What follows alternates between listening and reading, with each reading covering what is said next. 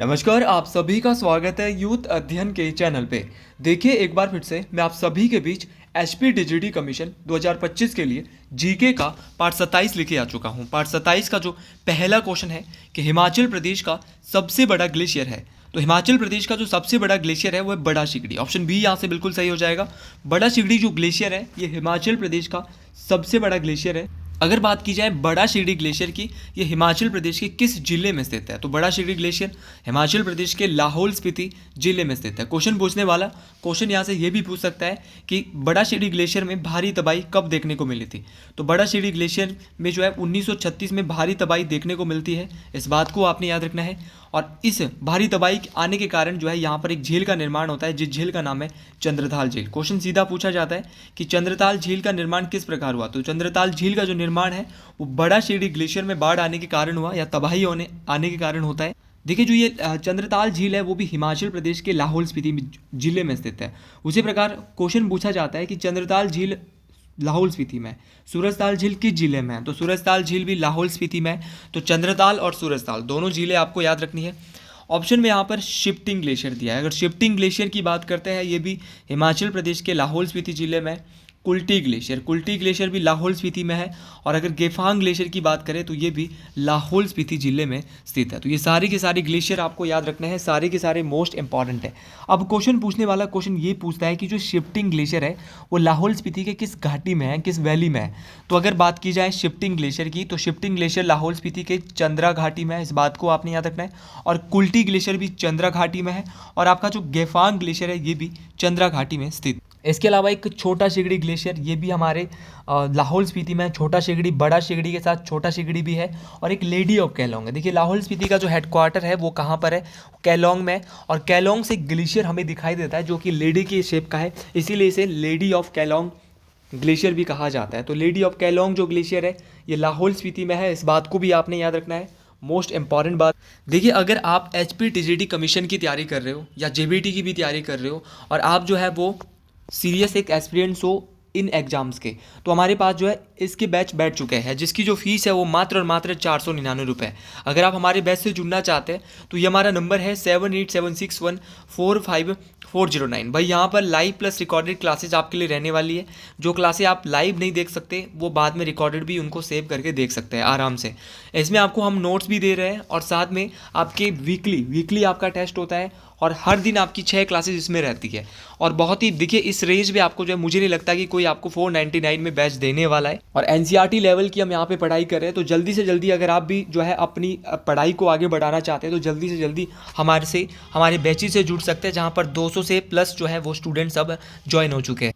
तो आगे बढ़ते हैं अगले क्वेश्चन की ओर। अगला क्वेश्चन बहुत ही इंपॉर्टेंट क्वेश्चन रहने वाला है कि यशवंत सिंह परमार के राजनीतिक गुरु कौन थे? अगर बात की जाए who was the political Guru of Y S Parmar. भाई अगर बात करते हैं वाई एस परमार की, वाई एस परमार कौन थे? वाई एस परमार हिमाचल प्रदेश की प्रथम मुख्यमंत्री, first chief minister of Himachal Pradesh Y S Parmar जी।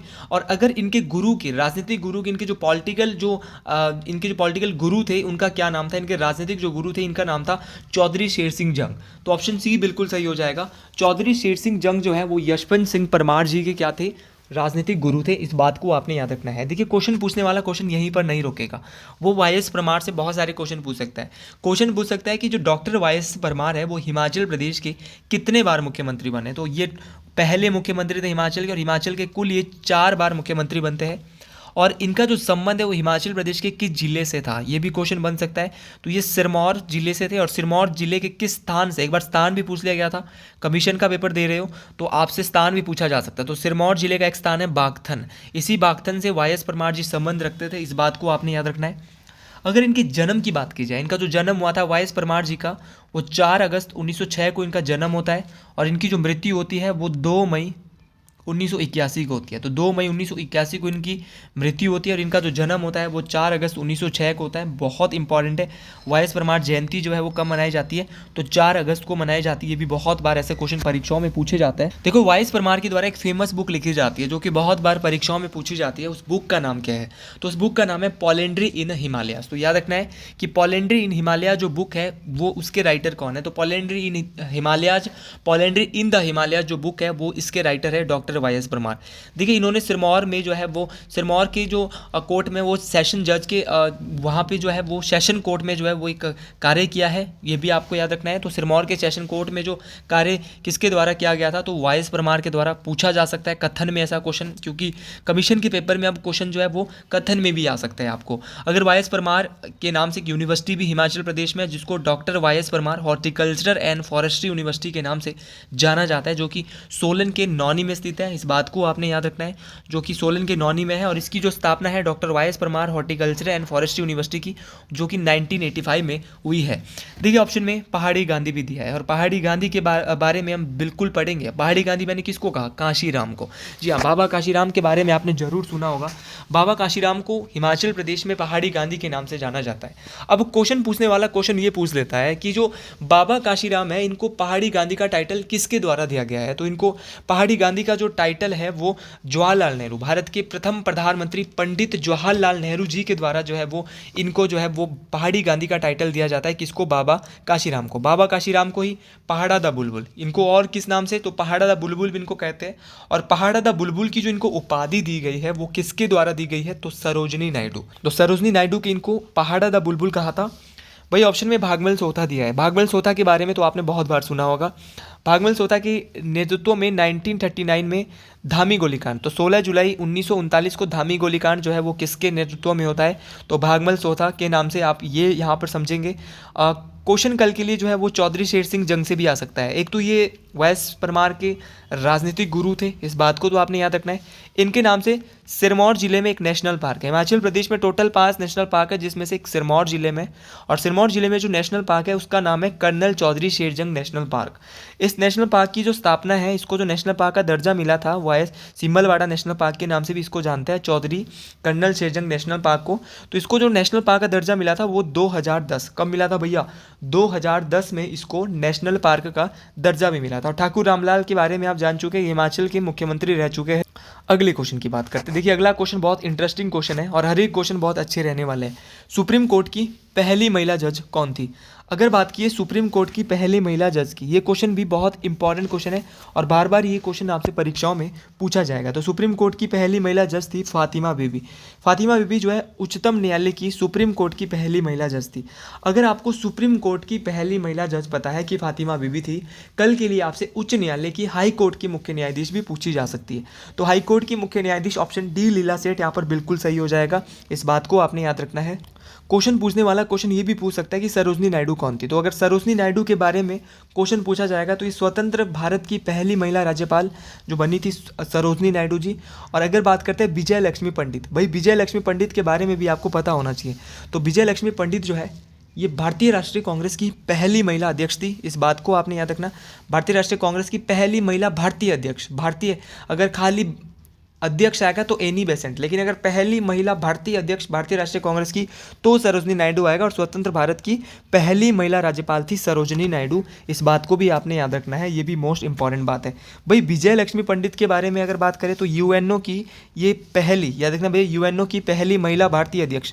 तो दुनिया का सबसे बड़ा संगठन यूनाइटेड नेशन ऑर्गेनाइजेशन, जिसको हिंदी भाषा में संयुक्त राष्ट्र संघ कहा जाता है, इसकी भी पहली महिला अध्यक्ष थी विजय लक्ष्मी पंडित। तो इस बात को आपने याद रखना है। और पहली महिला भारतीय अध्यक्ष बन चुकी है यूएनओ के अंदर, 8वें नंबर की थी, इस बात को आपने याद रखना है। कब बनी थी? 1953 में। तो विजय लक्ष्मी पंडित 1953 में यूएनओ की पहली महिला भारतीय अध्यक्ष बनी थी। और कौन से नंबर की बनी थी? 8वें नंबर की बनी थी, इस बात को भी आपने याद रखना है। देखिए हम बात कर रहे थे हाईकोर्ट की पहली महिला मुख्य न्यायाधीश की, इनका नाम तो लीला सेठ। अब कल के लिए क्वेश्चन पूछा जाएगा कि हिमाचल प्रदेश में हाई कोर्ट है और हाई कोर्ट के मुख्य न्यायाधीश कौन है वर्तमान में, ऐसा क्वेश्चन पूछा जा सकता है। तो अभी हाल ही में जो है वो नए मुख्य न्यायाधीश बने हैं, इनका नाम है गुरमीत सिंह संधावालिया।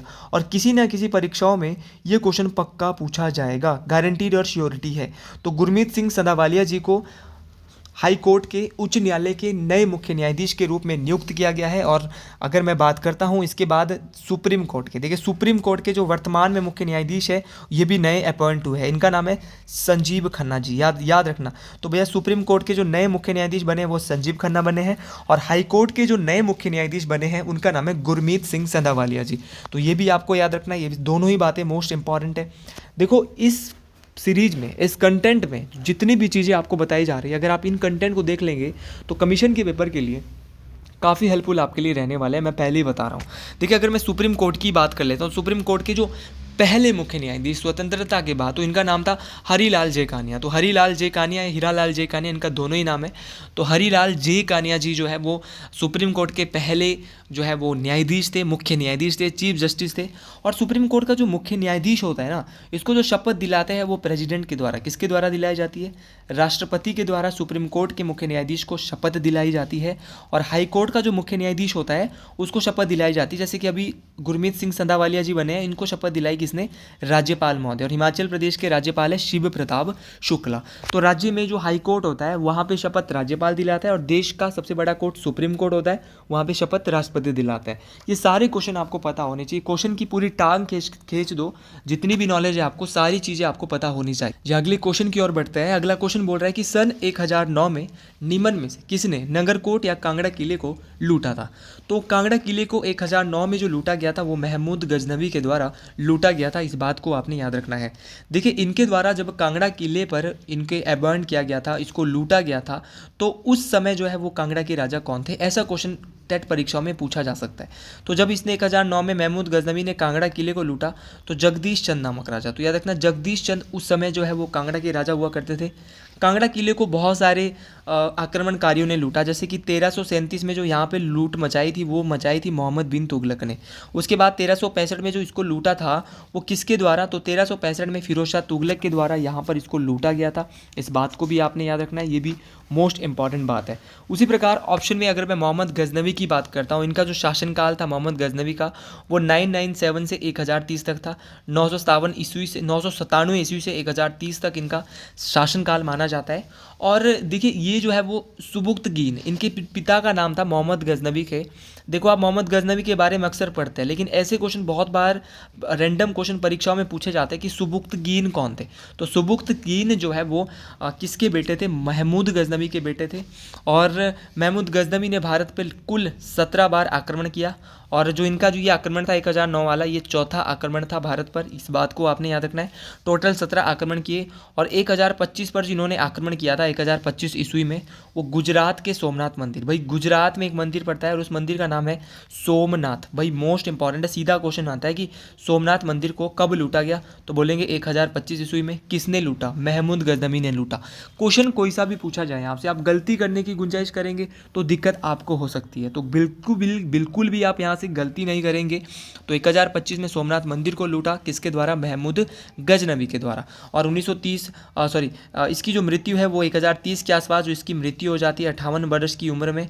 और इसकी मृत्यु कैसी होती है? कोई युद्ध में नहीं होती इसकी मृत्यु, तो इसको एक मलेरिया संक्रमण होता है, और मलेरिया संक्रमण के कारण इसको बुखार हो जाता है, जिसको तपेदिक कहते हैं। तपेदिक के कारण इसकी मृत्यु हो जाती है महमूद गजनवी की। तो ये कथन भी आपको याद रखना है, किस प्रकार इनकी मृत्यु होती है महमूद गजनवी की, या किस शासक की तपेदिक होने के कारण या मलेरिया होने के कारण मृत्यु होती है। तो इनका नाम है महमूद गजनवी। भाई मोहम्मद गौरी ऑप्शन में दिया है। मोहम्मद गौरी के द्वारा 1191 में तराइन का पहला युद्ध लड़ा जाता है, और तराइन का जो पहला युद्ध है वो पृथ्वीराज चौहान के साथ लड़ते हैं, और इसमें मोहम्मद गौरी की हार होती है। इसके बाद तराइन का दूसरा युद्ध लड़ा जाता है 1192 में, और 1192 में जो है वो तराइन का दूसरा युद्ध लड़ा जाता है, और ये भी इन दोनों के बीच लड़ा जाता है, मोहम्मद गौरी और पृथ्वीराज चौहान। इसमें पृथ्वीराज चौहान की हार होती है, एक बार गौरी जीता है, एक बार पृथ्वीराज चौहान जीतता है। तो दूसरे युद्ध में पृथ्वीराज चौहान हार जाते हैं, और गौरी जो है वो यहाँ से बिल्कुल जीत जाता है। इस बात को आपने याद रखना है। इसके बाद एक चंदावर की लड़ाई हुई थी, और चंदावर की लड़ाई में भैया जयचंद के साथ, गुजरात के एक राजा होते हैं जयचंद, इसके साथ होती है। और चंदावर की लड़ाई कब हुई थी? 1194 में। और तो चंदावर की जो लड़ाई होती है इसमें हार होती है किसकी? तो चंदावर की लड़ाई में हार जयचंद की होती है, और जीत फिर से मोहम्मद गौरी की होती है। तो तराइन का पहला युद्ध, तराइन का दूसरा युद्ध, और चंदावर का युद्ध, ये सारी बातें आपको याद रखनी है। अगर मोहम्मद गौरी की बात करें, भाई मोहम्मद गौरी का एक गुलाम हुआ करता था जिसका नाम था कुतुबुद्दीन ऐबक। कुतुबुद्दीन ऐबक की अगर बात की जाए, ये दिल्ली सल्तनत के क्या थे भाई? सल्तनत के क्या थे? संस्थापक थे। तो दिल्ली सल्तनत के संस्थापक, गुलाम वंश उसमें सबसे पहला वंश था, तो उसके संस्थापक थे कुतुबुद्दीन ऐबक, जो कि मोहम्मद गौरी के सेनापति रह चुके थे। अगला क्वेश्चन यहाँ पर बोल रहा है कि केंद्रीय आलू अनुसंधान संस्थान कहाँ पर स्थित है? देखिए, सेंट्रल पोटैटो रिसर्च इंस्टीट्यूट, देखिए इसको CPRI के नाम से भी जाना जाता है।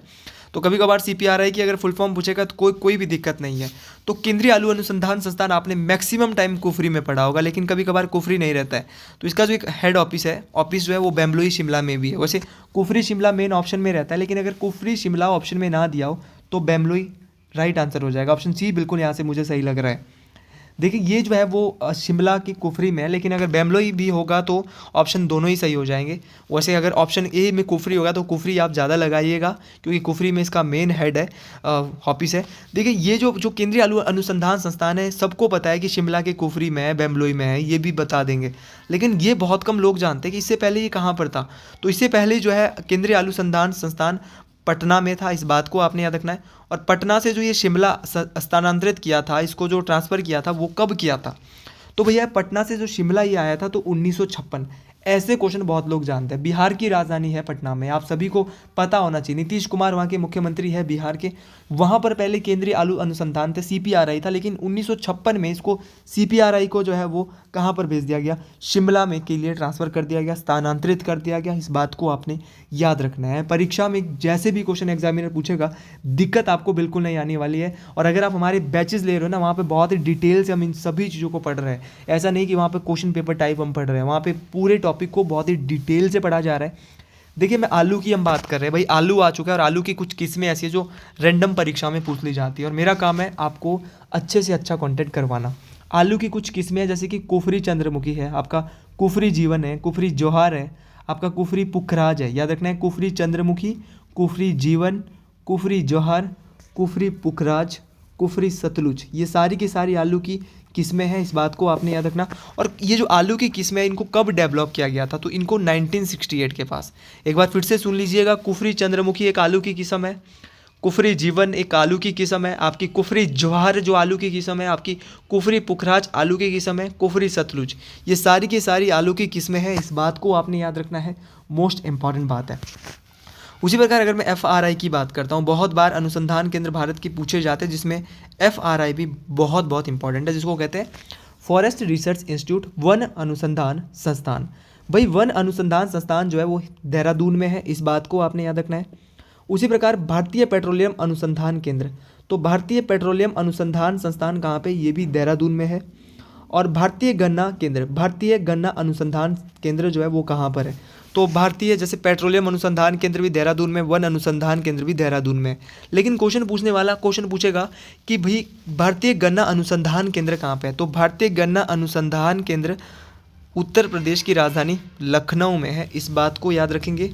और केंद्रीय गन्ना प्रजनन केंद्र, भाई प्रजनन केंद्र अलग है गन्ना का, ये भी पूछा गया एक बार। तो गन्ना प्रजनन केंद्र अलग है और गन्ना अनुसंधान केंद्र अलग है। तो गन्ना प्रजनन संस्थान तो कोयम्बटूर में है। और कोयम्बटूर की अगर बात करते हैं, कोयम्बटूर जो है ये तमिलनाडु में पड़ता है। इसी कोयम्बटूर को दक्षिण का मैनचेस्टर भी कहा जाता है। उसी प्रकार भारतीय कृषि अनुसंधान संस्थान कहाँ पे है, इंडियन एग्रीकल्चर इंस्टीट्यूट जो है वो कहाँ पे है, तो इंडियन एग्रीकल्चर जो भारतीय अनुसंधान संस्थान, कृषि अनुसंधान संस्थान जो है वो न्यू दिल्ली में है। और अगर मैं यहाँ पर ऑप्शन में धर्मशाला की बात करता हूँ, धर्मशाला में हिमाचल प्रदेश शिक्षा बोर्ड HP बॉस का हेडक्वार्टर है, मुख्यालय है वहाँ पर, वहीं पर आप जा सकते हैं। और अगर मैं चाइल की बात करता हूँ तो एशिया का सबसे ऊंचाई पर स्थित क्रिकेट स्टेडियम है चाइल में। मनाली तो आपको पता ही है, मनाली क्यों फेमस है हिमाचल प्रदेश में। मनाली में क्या है, तो मनाली में भी एक चीज़ बता देता हूँ जो आपको नहीं पता होगी, ऐसी चीज़ बताऊँगा। तो मनाली में जो अटल बिहारी पर्वतारोहण संस्थान स्थित है। तो अटल बिहारी पर्वतारोहण संस्थान हिमाचल प्रदेश में कहाँ पर है, तो याद रखना ये मनाली में स्थित है। तो अगर आपको ये वीडियो पसंद आई है तो इस वीडियो पे आप ज़रूर लाइक, कमेंट और शेयर ज़रूर करें, और उसके अलावा कमेंट बॉक्स में ज़रूर लिखेंगे हर हर महादेव। तो आज के लिए इतना ही, मिलते हैं अगली वीडियो में बहुत जल्द। हर हर महादेव, जय श्री गुरु महाराज, जय माठारी, जय मामा।